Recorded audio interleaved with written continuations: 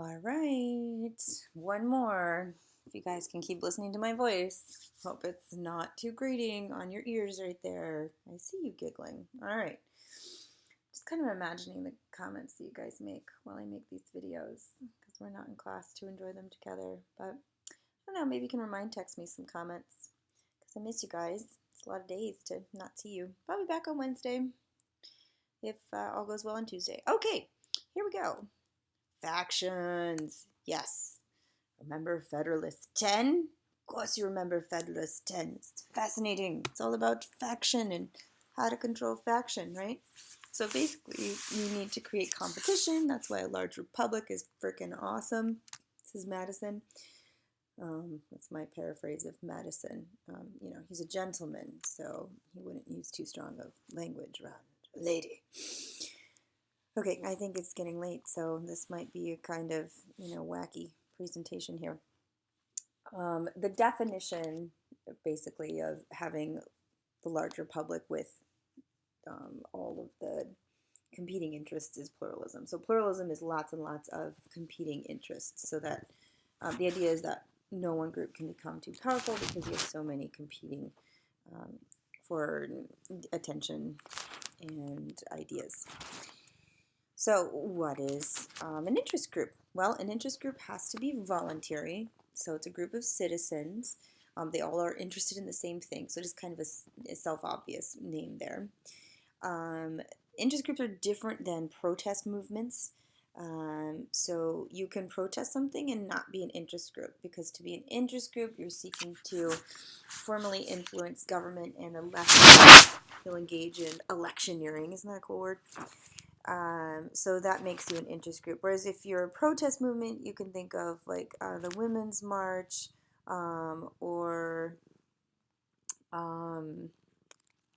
March for Our Lives has kind of turned into a bit of an interest group. Black Lives Matter is certainly an interest group now. It didn't start out that way, but is. When you think of civil rights protests, they weren't necessarily formally organized where they were accepting money and trying to lobby the government, although for sure parts of, and there were groups within the civil rights movement that were doing that.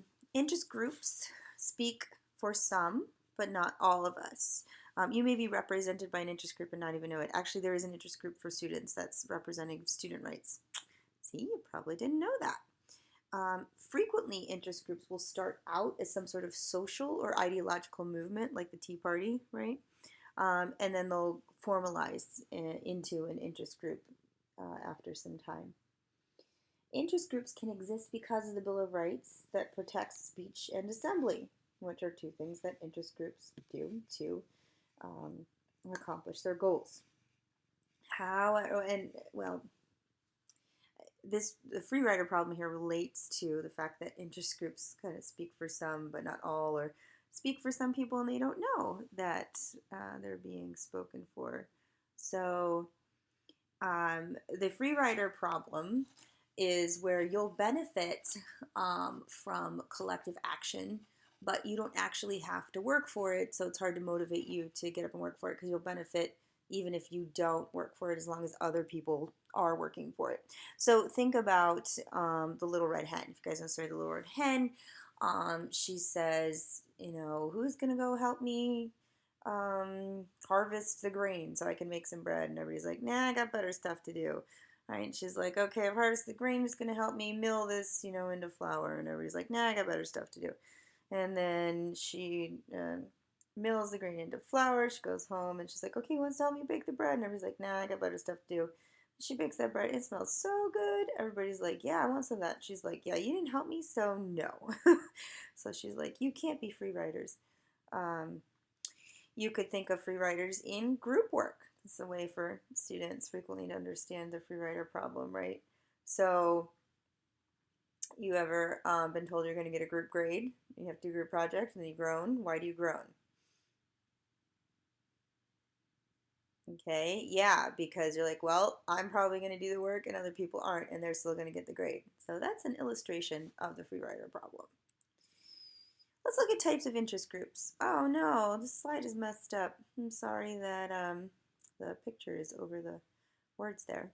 But there are many overlapping interest groups, and again, Americans may not be aware that there are interest groups representing them. So one type is the economic, so this would be business groups and labor groups. You got corporations, small businesses, trade associations, like the U.S. Chamber of Commerce, which is an interest group, not a part of government. It's very confusingly named. Labor unions, professional associations, so think like the American Bar Association or the American Medical Association, which represents doctors, American Dental Association, things like that. Then you have ideological interest groups, so they typically focus on one issue. They don't want to compromise because they believe in that issue firmly, very ideological. So pro-choice or pro-life groups, the NRA, those would be examples. Then you have public interest groups, and so they're like, we represent the public good. One example would be public interest research groups, named PIRGs. Okay, yeah, don't reverse those letters. I see you. Foreign policy groups, and so they might try to influence trade or nations' policy in certain aspects for against certain American policies. Foreign governments can lobby in the United States, but they're not allowed to contribute to campaigns, right? So some of the Russian meddling investigation is looking at, well, did money change hands there? And then government forms interest groups. So states have interest groups in cities. There's the National Association of Governors, the National Education Association, which of course is teachers. And yes, teachers are employed by the government. I technically am a government employee. And then you have groups like NOW, the National Organization of Women, Sierra Club, environmental groups. So these would be more ideological groups, Planned Parenthood, the League of Conservation Voters, the American Legion, or Veterans of Foreign Wars, right? So these are just some examples of ones that you might have heard of. They would fit into those other categories. Maybe you can see if you can categorize them. Okay, union membership has been declining, and part of this is because unions have been under attack, and there have been a number of laws passed and court decisions that have happened that have led to union setbacks. So union membership has been declining. More in the private sector than the public sector. More, well, yeah, the public sector just got a setback too. But the unions are on the rise in the restaurant industry, interestingly enough. So what are interest groups up to? How do they get power? The more cohesive a group is and the larger it is, typically the more influence they have. But it's really related to how many active members they have. So how many people are willing to mobilize on behalf of their cause. So the more active members you have, the better. The more money you have, typically the better. And if you have members across the country and in working on all levels of government, so federal, state, local, then you're going to have more success. The more access an interest group has to power, the more influence they will have. So you get people of different political stripes who can be in interest groups, but if you can rally around a single issue, then typically they'll be more effective. So the most cohesive groups are those that are single issue groups because people feel very passionately about that single issue, and so typically they agree on it, and that's why they've come to this interest group. Interest groups will endorse candidates for office. This can be pretty effective. It's like the NRA does this all the time. Although there are a lot of interest groups that will not typically endorse because they're like, well, we need both parties to help us out, so we're not going to wade into that, may the best person win sort of deal. Sometimes interest groups will become a new political party, not super common. And then sometimes they'll work together with other groups to try and increase the amount of power that they have, or clout.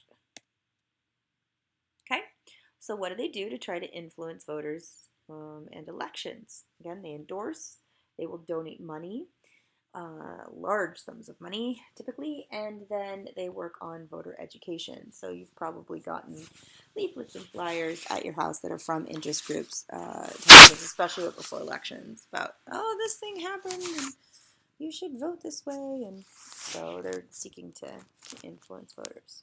Then they also want to influence government, so they'll do this by mobilizing supporters a lot of the time, right? Grassroots lobbying. You get your supporters mobilized, and they're going to go out and they're going to call the legislators. They're going to write letters. So calling and letter writing is part of that grassroots lobbying.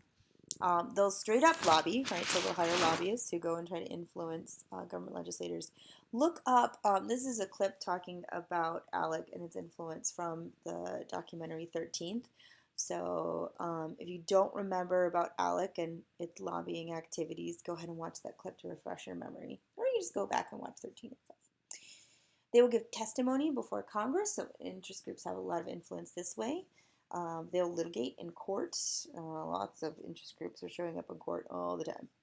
Pretty common way to try to get what they want. They will draft legislation and hand it to legislators. So ALEC, right? You guys remember that whole thing where it was basically copied from the website? Again, if you don't, go back and look at that. And they'll draft regulations. So my question is, which branch is legislation and which branch would be regulation that they're providing, interest groups are providing this information to? And they act as experts, especially for the legislative branch that doesn't have the massive staff that the executive branch does. So they'll educate lawmakers and provide their expertise.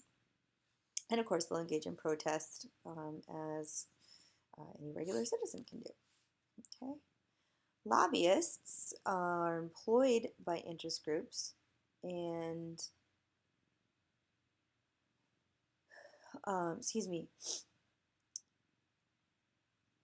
lobbyists are somewhat regulated by the government. And lobbyists typically are paid a lot of money to try and get the government to do what their interest group wants. And I think this is an interesting statistic here. Of the 352 members of Congress who have left office since 1988, I'm sorry, it's a little bit old. It was from March 2011. 79% have worked with lobbyists. So you get what's known as the revolving door, where officials become lobbyists and lobbyists become officials back and forth, and they build all these connections.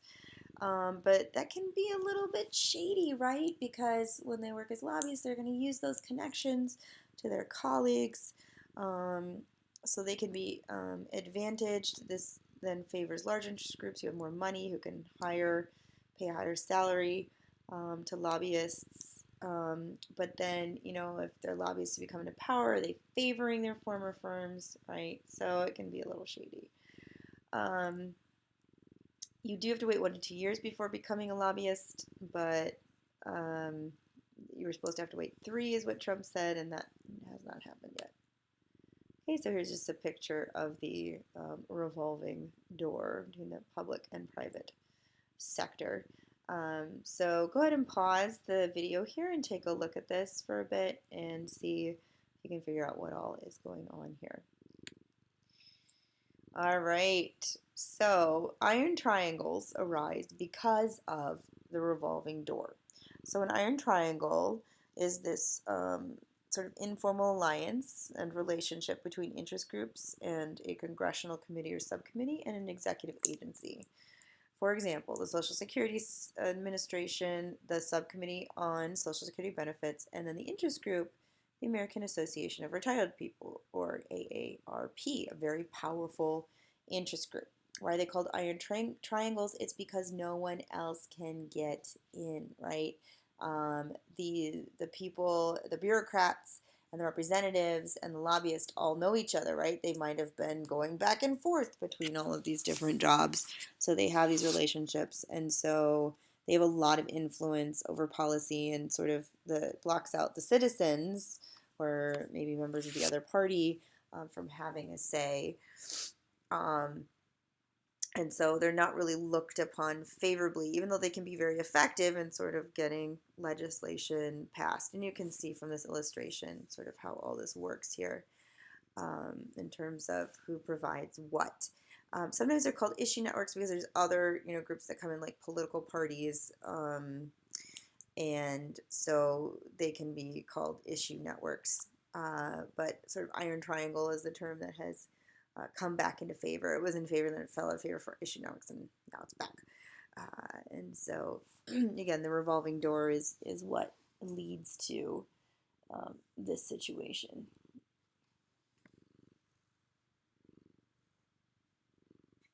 Just making sure there wasn't anything else that I wanted to tell you here.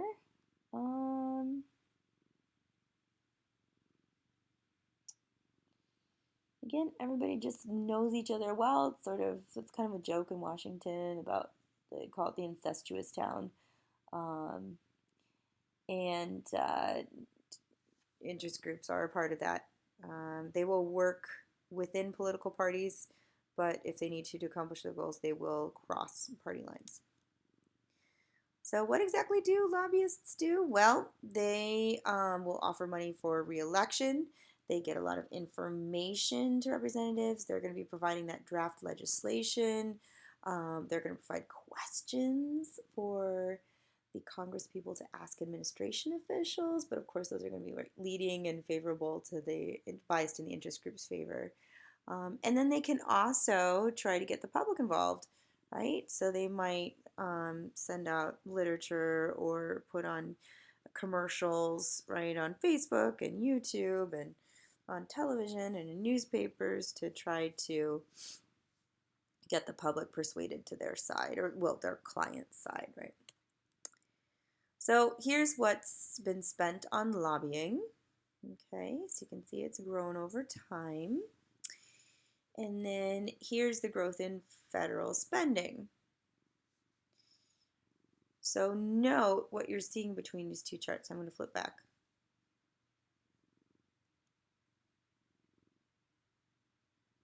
Okay, and pause if you need a little bit more time to consider those two.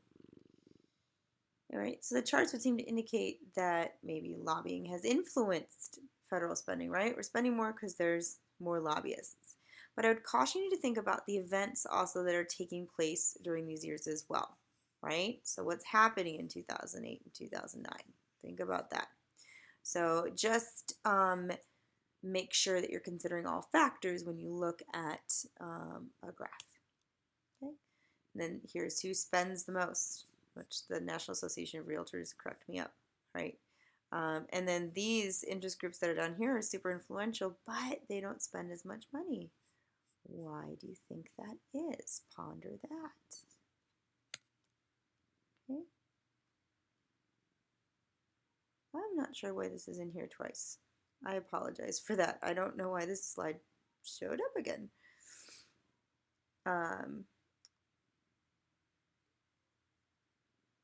Lawmakers tend to become reliant on interest groups for their skill and their expertise. So it is kind of, can be a you scratch my back, I'll scratch yours sort of relationship.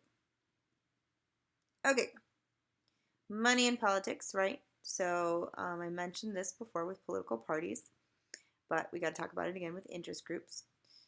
So more money equals more influence, typically. Typically, again, you'll note that the NRA has a lot of influence, but that they didn't spend a lot on lobbying. Political action committees, or PACs, are the political part of interest groups that get to raise money legally and then spend it to influence elections or try to get candidates elected. So this is combining two techniques of interest groups. The majority of PACs that we have in the United States are for corporations and trade associations, so there are other ones. With the Supreme Court decision in Citizens United, we got the creation of super PACs, and they can spend as much money as they want to support or oppose a candidate as long as they don't coordinate with a campaign. And again, as I said in the political party slideshow, it's kind of a wink, wink, nudge, nudge. You know, you have to take them at their word that they're not coordinating with the campaigns. And so people running for office are going to form their own PACs. These are called leadership PACs that are going to collect money and spend it on behalf of the candidate. Again, a lot of that has to do with donation rules and money rules in politics about why you'd want to form your own PAC there. Okay, so take a look at this cartoon. That's the Citizens United decision there. Think about what that's saying. PACs tend to donate to incumbents. Why?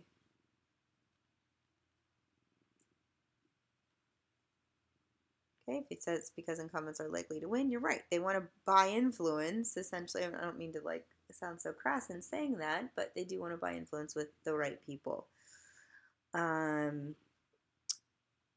So the idea is to mobilize your members to all vote for a particular candidate or against a particular candidate for a particular issue or against it. Labor unions are super good at doing this, but again, with weakening union membership, that's changing too. So the Citizens United decision, I'll give you the handout on that so you can go through and read it. But basically, it struck down the limits on for corporations and unions, so they can spend as much money as they want now to um, create political advertisements during campaign season. Again, this comes out of the idea that money is speech as part of that decision in that case, and that was decided under the Roberts Court. And so there's just a massive amount of money floating around in our elections. Elections are topping $1 billion. I mean, it's just a lot of money. You can take a look at an example of a 527 organization, just another type of organization that can accept funds and campaign for against candidates.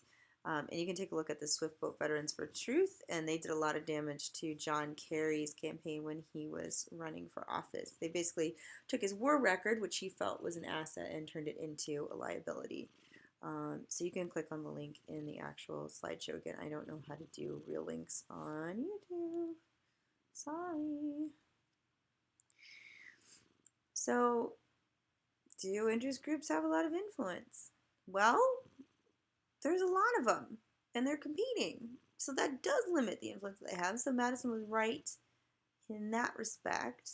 However, lawmakers know who's funding their campaigns. They have an idea. So it can be hard for them not to think about that. Because they're like, well, I want to get reelected, so maybe I need to please this group, even if that's not really their intent. It could be subconscious. However, interest groups, again, if they don't have lots of active members, maybe aren't great at mobilizing their members until the members feel like their particular issue is under attack. So interest groups have more influence when the public at large isn't aware about a particular issue, and that's when they can kind of swoop in and make a lot of changes. If people aren't paying attention, they don't, care so much. So interest groups will be the ones in the ears of the representatives, and they're not hearing anything from their constituents. And so they might be inclined to go with what the interest groups want. This infographic is a bit off. Sorry, it should have been earlier with the PACs. But to be warned, there's a lot of loud sounds on this infographic, but it's pretty amazing. It's showing you how much money is being poured into elections. So I think you'll get a kick out of that. And that is the end. Oh my goodness, great. Okay, so enjoy. I'll see you Wednesday. Don't forget, we've got an FRQ coming up here, so be aware of that. All right.